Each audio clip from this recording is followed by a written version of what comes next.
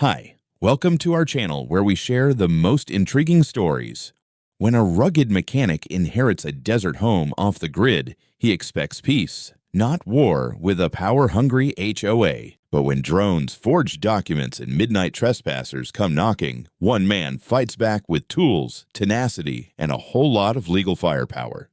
15 years ago, I inherited a dusty, sun-faded house on the outskirts of the Arizona desert from my Uncle Ray, former Air Force pilot, lifelong bachelor, and general pain in the ass. He left behind a rickety house on 1.5 acres, a pile of yellowing aviation manuals, and a hangar full of tools that probably predated the Cold War. Most people would have sold the place.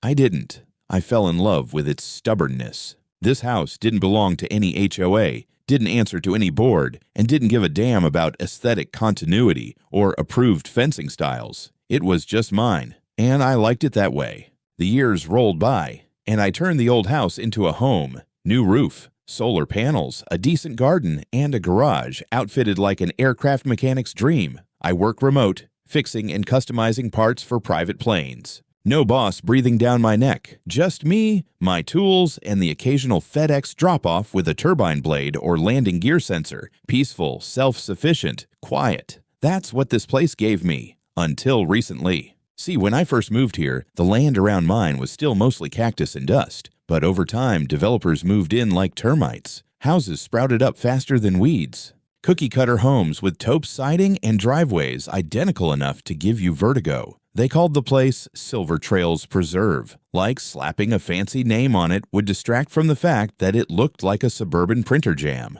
At first, I didn't care. Their HOA had nothing to do with me. I wasn't inside their boundaries, and I had all the paperwork to prove it. County records, plat maps, even a dusty old letter from the zoning office that flat out stated, parcel excluded from future community association governance. But that didn't stop them from acting like they owned the whole damn zip code. The first real sign of trouble came on a Tuesday morning, right after I finished tuning a throttle assembly in the garage. I stepped out for coffee and noticed a shiny new metal sign planted just outside my driveway. Private road, access for HOA members only. Problem was, the road wasn't private. It was a county-maintained access path. Always had been. But now, apparently, I was trespassing on my own entrance. I figured it was just some HOA overreach. I snapped a photo of the sign, emailed it to the county, and moved on. But then the mail arrived. A fat envelope from Silver Trails Preserve Homeowners Association. I opened it expecting some flyer or welcome nonsense. Instead, it was a formal notice demanding I register as a community resident and begin monthly payments of $420, retroactive to the start of the fiscal year. There was even a breakdown of anticipated fines if I failed to comply. Weed height violation $50, unapproved exterior paint $100, unauthorized trailer, my workshop $250. At first, I laughed out loud. They clearly had no clue I wasn't one of theirs. But then I noticed the letter was signed personally by Mary Bateman, the newly elected HOA president.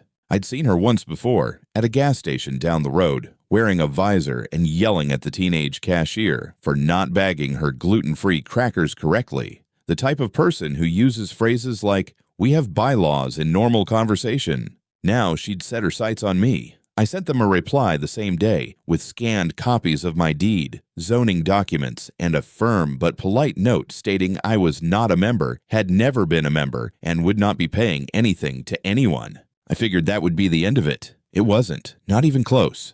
3 days after I mailed off my official response to the HOA, I came home to find someone had added a second sign under the private road notice, this one in red block letters. Unregistered resident, HOA action pending.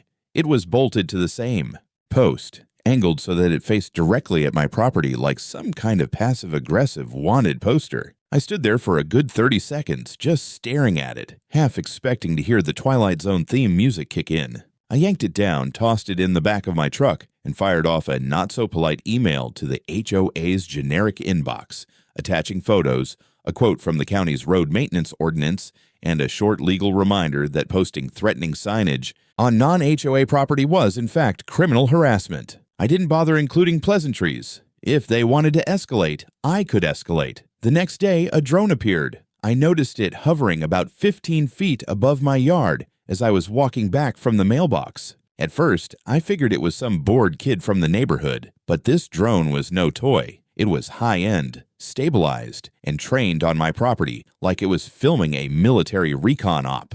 I waved at it.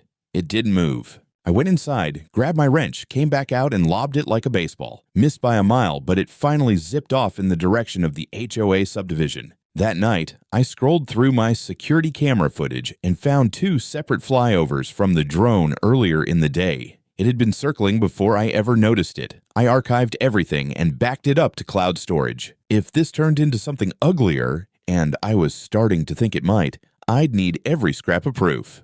Then came the letter. Not an envelope this time. An official-looking white trifold slipped into my mailbox, bearing the HOA logo and a giant bold header. Final notice, unauthorized occupancy. It read like a legal eviction.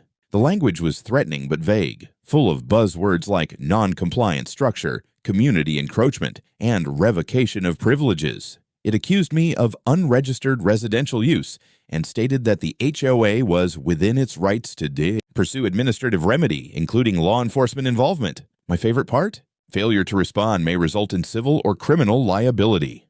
Criminal for living in my own damn house. I'll admit that one got under my skin. I called their office line, got an answering machine, and left a concise message. This is Grayson Crow. My property is not, has never been, and will never be under the jurisdiction of your HOA. Your letters are harassment. Your drone is surveillance. Your signs are illegal. Back off, or I'll file a formal complaint with the sheriff's department and the zoning board. You're playing a dangerous game. I didn't hear back, but I didn't need to. The message had clearly been received. That weekend, 2 HOA board members I'd never met before showed up at the edge of my driveway. Matching polos, clipboards in hand, one of them holding a tiny little measuring wheel, like he was preparing to survey the Oregon Trail. They didn't cross onto my property, smart, but they stood right at the boundary line, scribbling notes and pointing at various features of my yard. I walked out calmly, phone in hand, already recording. "Can I help you, gentlemen?" One of them blinked like he hadn't expected me to actually be home. "We're just here performing a routine visual assessment under HOA authority. You have no authority here. This is private property. We were informed your residence is within the revised community boundaries." "Wrong again," I said. "Now, unless you'd like to explain your intentions to the sheriff, I suggest you leave." They left. Not in a hurry, but they left. That night, I got a call. Unknown number. Against my better judgment, I answered. "Mr. Crow," came the voice, sharp, clipped, unmistakably smug. "This is Mary Bateman. I understand you've received some of our communications. I'd like to remind you that resisting integration into the Silver Trails Preserve community is not only unneighborly, it's unlawful. You'll find that compliance is inevitable. Sooner is better." I didn't reply. I just hung up. But in that moment, something shifted. This wasn't about HOA dues or neighborhood unity. This was war. It started with the crunch of tires on gravel. I was mid-sip on my second cup of coffee, standing barefoot on the porch, when I heard the distinct sound of a vehicle pulling up the driveway. Not a delivery truck. Not my buddy Ben. This was deliberate. Heavy. A white county sheriff's SUV rolled to a stop just outside the gate. 2 officers stepped out. One, older, stocky, moved like he'd seen some shit. The other was younger, fresh-faced, probably still thought writing parking tickets was community service. Both had that look cops get when they're not quite sure whether they're showing up to a noise complaint or a hostage situation. I set my mug down and walked out to meet them, hands visible. The older one gave me a polite nod. "Morning, sir. You Grayson Crow?" "I am. Something wrong?" He glanced at his partner, then back at me. "We received a report of suspected squatting at this address. Claimed the individual on the premises may be unlawfully occupying a residential structure belonging to the local HOA. My brain did a full double take. I stared for a second, genuinely unsure if this was a prank. "You're telling me someone called the cops and said I am squatting in my own house?" The younger one shifted awkwardly. "Yes, sir. The complaint was filed by a representative of the Silver Trails Preserve Homeowners Association. They stated you've refused to comply with occupancy verification procedures and that the home is considered under HOA jurisdiction." I laughed. I didn't mean to, but I couldn't help it. The absurdity finally crossed into full-blown satire. "Gentlemen," I said, gesturing toward the porch, "I've lived here for 15 years. I inherited this property from my uncle. I pay my property taxes, my utilities, my insurance. I've got county zoning records, a deed with my name on it, and a notarized exclusion letter from the original plat filing. You want paperwork? I'll bury you in it." The older cop held up a hand. "Easy. We're not here to arrest anyone, just checking the validity of the report." "Got ID?" I handed him my license and invited them up onto the porch. I pulled out the thick folder I'd been keeping ever since Mary Bateman started flexing her clipboard muscles. I laid out everything: property deed, parcel map, the letter from the zoning office, utility bills going back 5 years. The older cop scanned through them slowly, nodding. "Yeah, looks solid to me." The younger one added, "You mind if we take a few photos for the report?" "Be my guest." "Want a photo of me flipping off the HOA sign too?" They didn't laugh, but I caught the older guy's smirk just slightly. We wrapped things up in about 20 minutes. As they walked back to the SUV, I asked, "So, what happens now?" The older one turned. "We'll file the report and mark it as resolved. But since there's now a formal complaint on record, it'll probably get passed along to the county's civil division. Paper trail, you know." "Fantastic," I muttered. Before leaving, the younger officer hesitated. "You might want to install more cameras. And maybe don't answer the door without knowing who's knocking." "Already ahead of you." They left, and the quiet came back. But it wasn't the good kind. It was the kind that comes right before the storm. I walked the perimeter that night, checking every inch of fencing, every motion light, every camera angle. I upgraded the firmware on my security system and added a cloud backup just in case the HOA tried getting cute. Because I knew Mary Bateman wouldn't back down, not after dragging the cops into it. No. This was just her first move, and somewhere, probably in a meeting room with too much beige and not enough soul, she was already planning her second. The lawsuit came by certified mail, stuffed in a thick envelope with embossed letterhead and a lawyer's name that sounded like it belonged on a country club scoreboard: Bennett and Ryerson, LLP. The return address was one town over, but the stench of HOA smugness radiated straight through the packaging. Inside, a formal civil complaint filed against yours truly by the Silver Trails Preserve Homeowners Association. I scanned the pages with growing disbelief and rising blood pressure. Apparently, I was being sued for refusal to comply with community standards, evasion of member responsibilities, and my personal favorite, unauthorized residential occupancy on HOA-governed land. They claimed my home fell within the natural expansion boundaries of the HOA as codified by revised parametric guidelines, and that I was benefiting from HOA resources and infrastructure without remitting payment. Translation: they redrew some imaginary lines, slapped their flag on my land, like Columbus, and now they wanted my money or my house. The gall. I called my lawyer, Jess Carter, immediately. She was a pit bull in heels with the patience of a rattlesnake and a resume that included suing the city zoning board into submission 3 years ago. I barely got the words Silver Trails out of my mouth before she sighed and said, "Tell me they didn't just file a claim based on an HOA perimeter redraw." They did. Oh, good. I was due for a new punching bag. We met the next morning at her office. She skimmed the complaint, sipped her coffee, and smirked like she'd been handed a birthday present. "They're bluffing. There's not a judge in Arizona dumb enough to buy this. But we're not just playing defense. We're going on offense. You ready to hit back?" I nodded, ready to bury them. The countersuit went out by end of day. Harassment, obstruction of access, defamation, and attempted civil fraud. Jess was thorough. She included every letter, every photo of their signs, every drone screenshot. We demanded HOA cease all further contact and pay damages for legal costs and loss of use due to their obstruction. Speaking of which, 2 days later, I found a freshly installed metal gate blocking the only access road to my house. Not just a decorative gate either. Full steel with a keypad and a sign reading, "Private Road, HOA Vehicles Only." I stood in disbelief for a solid minute, blinking in the sun like I was having a heat stroke hallucination. They'd actually done it. They'd locked me out of my own property. I wasn't unprepared. I parked off to the side, hiked the half-mile around the back of my property, and climbed the slope behind my fence. Took me nearly an hour, but I made it back in. Covered in dust, mad enough to punch drywall. First thing I did, called Jess. "Take pictures," she said. "We're amending the complaint." Second thing I did, Hook up a battery-powered trail camera pointed straight at that gate. That same evening, a neighborhood-wide email went out from the HOA. Someone sent me a copy anonymously. Apparently, I had a few silent supporters watching the circus unfold. The message called me a non-compliant occupant who was posing a risk to community safety and claimed the gate installation was necessary to preserve the integrity of the neighborhood. I posted the email in full on a public legal forum with a simple caption, "Guess who's getting sued again?"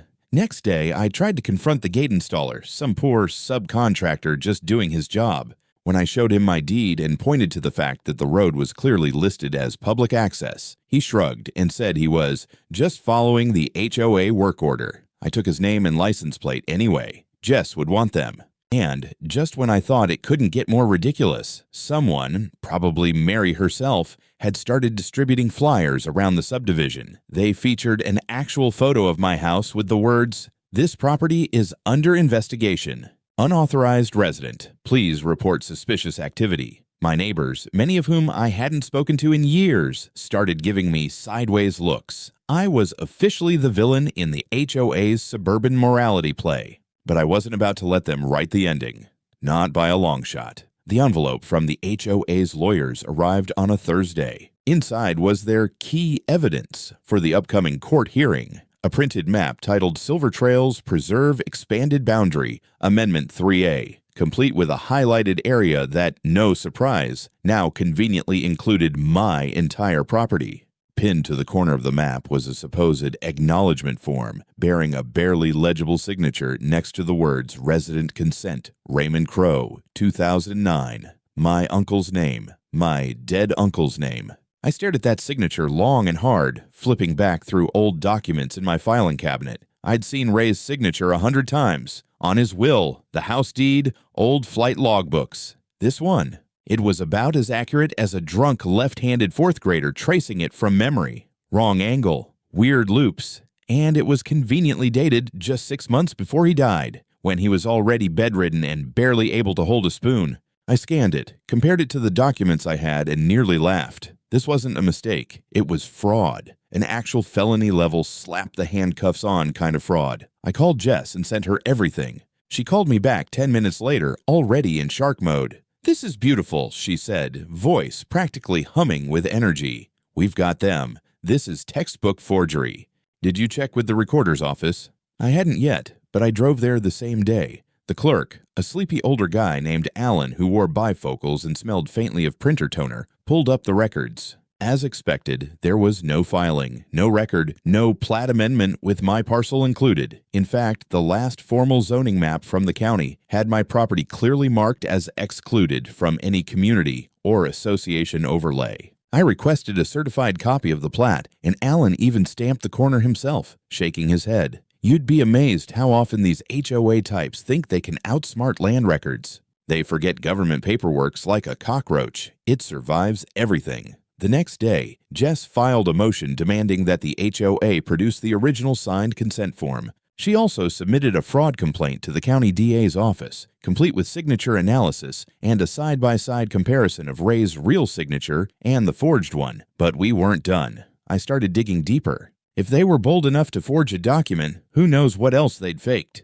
I paid a private land surveyor, guy named Dean, who showed up in cargo shorts and boots caked with half the county's topsoil, to resurvey my lot, property lines, access points, and utilities. 3 days later, Dean emailed me a 30-page report confirming the obvious. My land had its own zoning designation, private access, no recorded easements, and no legal inclusion in any HOA structure, past or present. He even included drone photos and a GIS layered map. It looked like something out of a courtroom crime drama. Jess nearly squealed when I handed it to her. As if that wasn't enough, I got a call from an unexpected source. Doug Stanford, a retired city planner who used to work at the zoning office back when Uncle Ray lived here. He'd seen my name pop up in some public court filings and decided to reach out.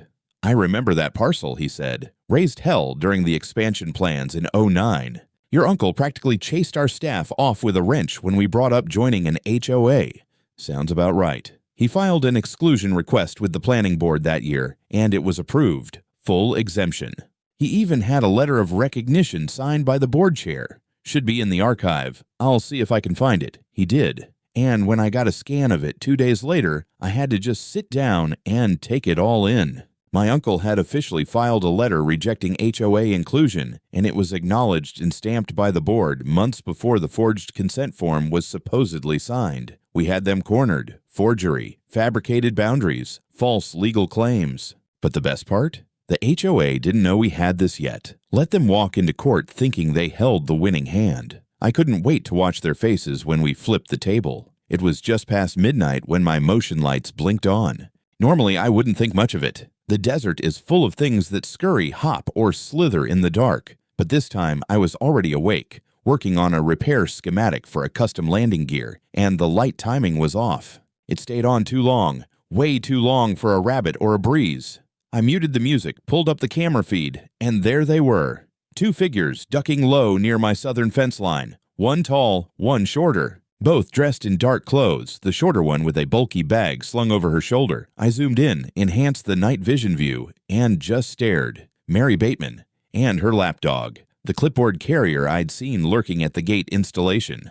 They were inside my fence line, on my property, at night, with a backpack full of God knows what. I hit record and let the camera do its job. They moved along the back hedgerow like amateurs. Mary held what looked like a small camera, one of those motion-activated wildlife types you can strap to a tree. They stopped near the garage, whispered something, and then mounted the damn thing on my cottonwood tree using zip ties. So that's what this was. Surveillance again. Except this time they weren't hiding behind drones or fake letters. They were physically trespassing on private property after dark to plant an unauthorized camera, without a warrant, without a clue, and without any sense of how badly they were screwing themselves. I didn't interrupt, didn't yell, didn't even turn on the porch lights. I wanted them to finish. I wanted the footage to be clean, uninterrupted, and legally unshakable. They were gone in under 5 minutes. I watched them leave the same way they came, back through a cut in the HOA fencing that clearly wasn't official, probably their little nighttime shortcut for clandestine HOA mischief. As soon as their silhouettes disappeared into the dark, I stepped outside, walked down to the tree, and carefully removed the camera. It was a cheap one. No GPS, no lock, just a micro SD card tucked inside. I pocketed it, went back inside, and dumped the entire feed onto a backup drive. Sure enough, it had been recording. I had footage of Mary setting it up, close-up shots of her face, her voice, her assistant calling her Ms. Bateman.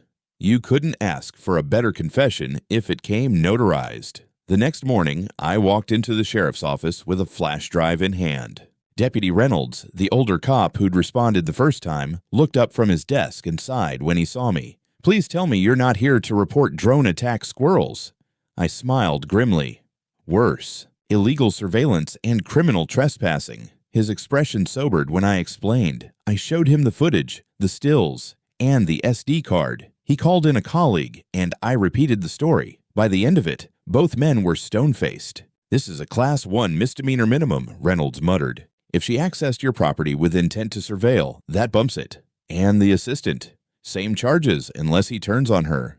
I signed the incident report, handed over the drive and card, and filed an official complaint. By afternoon, I had confirmation. A formal investigation had been opened, and both Mary Bateman and her little intern were being subpoenaed for questioning. Their actions were not just unethical, they were criminal. Back home, I installed 2 more trail cameras with overlapping views and infrared. I wasn't playing defense anymore. I was documenting a crime scene. And, just for fun, I printed out a screenshot of Mary mid-trespass, laminated it, and stapled it to the tree where she'd tried to hide her spy cam. Underneath it, I wrote in big red letters, "Private property. Trespassers will be recorded, reported, and publicly humiliated. Let's see how long it takes her to walk by and notice." I walked into the courthouse that morning dressed like I was heading to a business meeting, not because I cared what the HOA thought of me, but because I wanted the judge to see exactly who they were trying to paint as a rogue squatter. Pressed shirt, clean jeans, boots polished. My lawyer Jess showed up 10 minutes later in a black blazer sharp enough to draw blood and an expression that said she'd already buried 3 HOAs before breakfast. Courtroom 4B was half full. On one side sat Mary Bateman, radiating smugness in a pastel power suit, like she thought this was a PTA fundraiser. Her assistant, clipboard Guy, sat beside her, looking like he was trying to shrink into the upholstery. Behind them was Bennett, the HOA's attorney, tapping notes on a tablet with the confidence of a man who clearly hadn't reviewed the bomb Jess was about to drop in his lap. "Let's begin," the judge said. Bennett stood first. His argument was as predictable as it was arrogant. He claimed my home fell within Silver Trails Preserve's revised governance perimeter and cited the map they had submitted with the so-called signed consent form from my late uncle. Jess didn't interrupt. She just watched, arms folded, letting him dig the hole. Then it was our turn.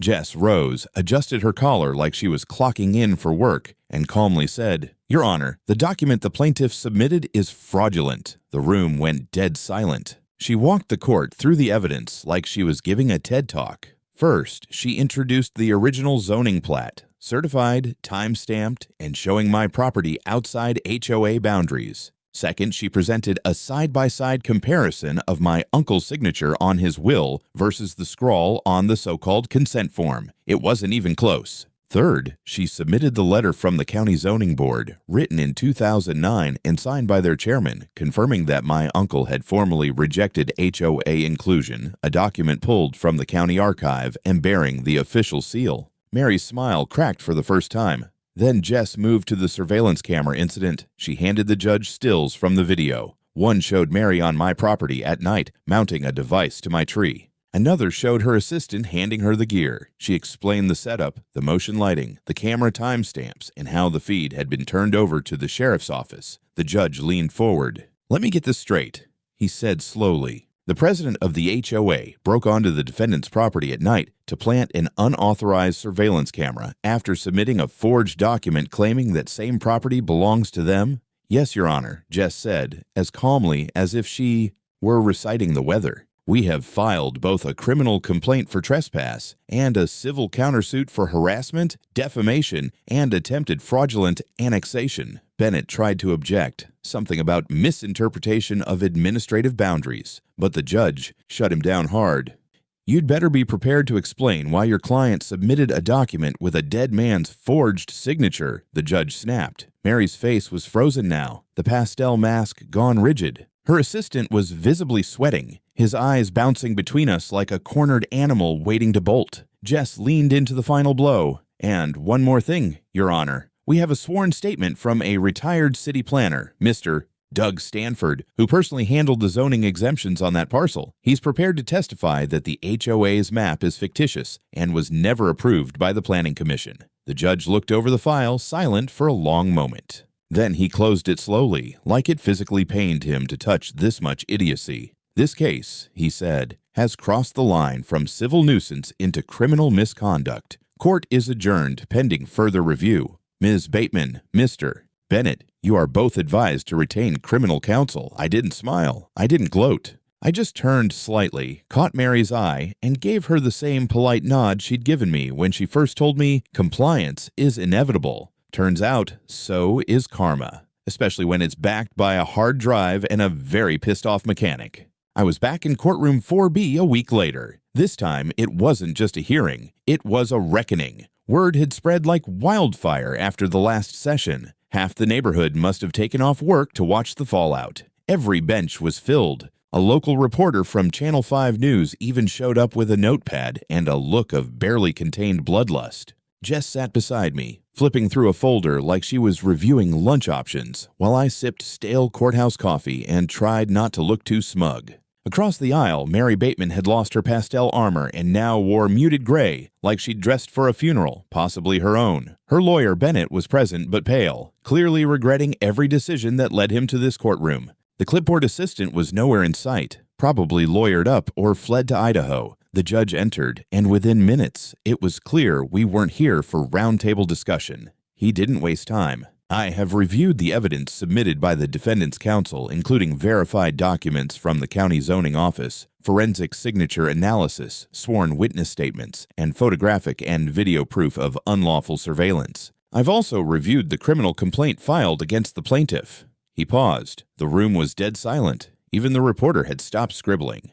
This court finds that not only is the defendant's property unquestionably outside of HOA jurisdiction, but the plaintiff's actions constitute willful misrepresentation, harassment, and attempted fraud. Furthermore, the submission of forged documents and physical trespassing constitutes criminal misconduct. Then came the words I didn't think I'd ever hear in real time.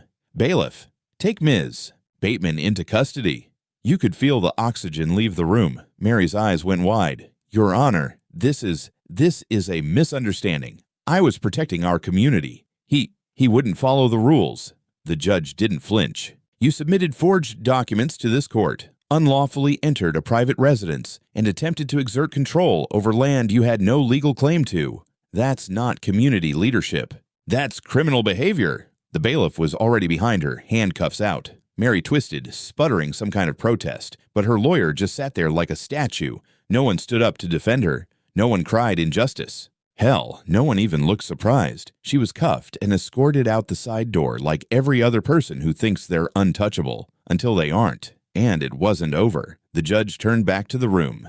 Effective immediately, this court issues an injunction against Silver Trails Preserve HOA from making any claims, demands, or enforcements upon Mr. Crow's property. Furthermore, the HOA is ordered to pay $220,000 in damages to Mr. Crow for legal expenses, emotional distress, obstruction of access, reputational harm, and repair costs related to unauthorized surveillance and physical gate obstruction. Someone in the audience gasped. Jess didn't even blink. She was already writing down the order. And finally, the judge added, this court recommends the County Zoning Commission suspend Silver Trails Preserve HOA's operational authority for a period of no less than 12 months pending a full audit. The gavel came down like a gunshot. Court adjourned. Outside, the sun felt brighter than usual. As Jess and I stepped into the courtyard, the reporter from Channel 5 caught up with us. Mr. Crow, do you have a comment on today's decision? I glanced back at the courthouse doors where Mary had just been escorted away in handcuffs. Yeah, I said. Don't mess with people who read the fine print. We walked off before they could ask another question. I had no interest in being a media darling. I just wanted to get home, rip that gate out of the ground, and breathe freely for the first time in weeks. But damn if it didn't feel good watching the queen of HOA hell get perp walked in front of half the town. The gate was gone by the end of the week. County workers rolled in early Thursday morning with bolt cutters, a flatbed truck, and the kind of no-nonsense efficiency reserved for tearing down the monuments of bad decisions. I watched from my porch, sipping fresh coffee as they dismantled the monument to HOA overreach piece by piece. One of them waved up at me when they were done. I gave him a nod and 2 thumbs up. He laughed and drove off with the gate rattling in the back like scrap metal on its way to redemption. The road was open again, not just physically, but in every sense. Neighbors who'd avoided eye contact for weeks now slowed their cars as they passed, offering uncertain waves or sheepish smiles. One woman, Maria, I think, actually walked up to my driveway with a Tupperware full of lemon bars and said, I never agreed with what they were doing. I just didn't know how to stop it. Thanks, I said, taking the container. They'll go great with petty vengeance. We both laughed, and something about that small exchange felt like a crack in the wall. Word travels fast in small communities, and with Mary Bateman now trading HOA power trips for a prison jumpsuit, the entire neighborhood had gone quiet, peaceful, almost uncertain, like kids after a substitute teacher walks in. Then came the letter from the county. Official seal, crisp language, no nonsense. The HOA's authority was suspended indefinitely. In its place, the county had assigned a temporary municipal administrator to oversee basic functions: trash pickup, road maintenance, emergency services access. No more fines for the color of your shutters. No more forms to plant tomatoes in the backyard. A week later, a public meeting was held at the local rec center. I went, not because I wanted a say in HOA reforms, but because I wanted to make sure no new tyrant slithered up to replace the last one. It was a strange thing, walking into a room full of people who used to avoid me like I was a stray coyote, but something had shifted. They nodded. Some shook my hand. One guy even clapped me on the back and said, "You're the reason we still have fences." The temporary administrator, a former city planner named Clarissa Dunn, laid out the roadmap. A full audit of the HOA's finances, a review of all citations issued in the last 5 years, and a voluntary vote within 6 months on whether to permanently dissolve or restructure the HOA with actual accountability. Someone asked me if I'd consider running for the new board. I told them I'd rather stick my head in a jet intake. but I offered to help anyone looking to understand their property rights. Half the room signed up on the spot. Back home, I installed a new metal plaque on my fence.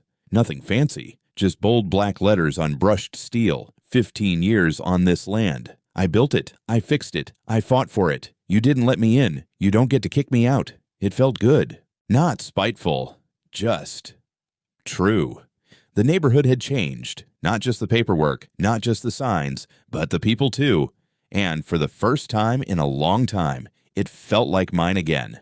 Not because I won in court, but because I stood my ground. And everyone saw it. About a month after the dust settled, I got a knock on my front door just before noon. It wasn't a cop, a neighbor, or some clipboard-wielding zealot from the HOA. It was a young guy in jeans and a collared shirt holding a camera bag and a laminated press badge.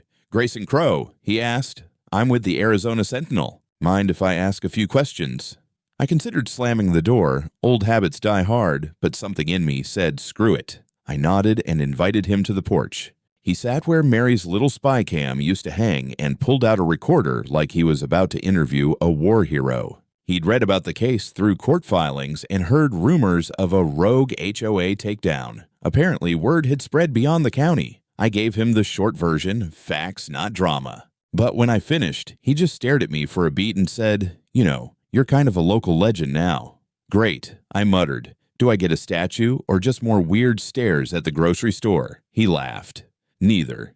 But your case is being cited in 2 ongoing disputes already. Turns out people needed a blueprint for how to fight back." That part stuck with me. I hadn't gone to war with the HOA to make a statement. I wasn't trying to become some flag-waving symbol of homeowner resistance. I just wanted to be left alone, to live in my house, fix planes, drink coffee without checking for drones. But if my headache of a year helped someone else stand their ground, then maybe all the stress, the legal bills, and the sleepless nights were worth it. After the reporter left, I walked the perimeter of the property. Not because I was paranoid anymore, but because I could. No cameras, no signs, no gate, just space. Mine. At the edge of the gravel road where the HOA's fake boundary sign used to stand, I noticed a new one had gone up, this time placed by the county. White metal, official lettering. Silver Trails Preserve, under external oversight. Surveillance operated by municipal authority. No unauthorized enforcement by private associations. Below it, someone, probably one of the new kids on the block, had taped up a second homemade sign in bright orange marker. "We're being watched, but not by us." I couldn't help but smile. The truth was, I didn't need to win awards or interviews or pats on the back. I had my dogs, my tools, my land, my sky overhead, quiet and wide. The world beyond my property line could keep spinning however it liked. But on this patch of earth, with its dented hangar, cracked driveway, and stubborn old cottonwood tree, I was home. And no one, not a clipboard, not a drone, not even a judge, was ever going to tell me otherwise.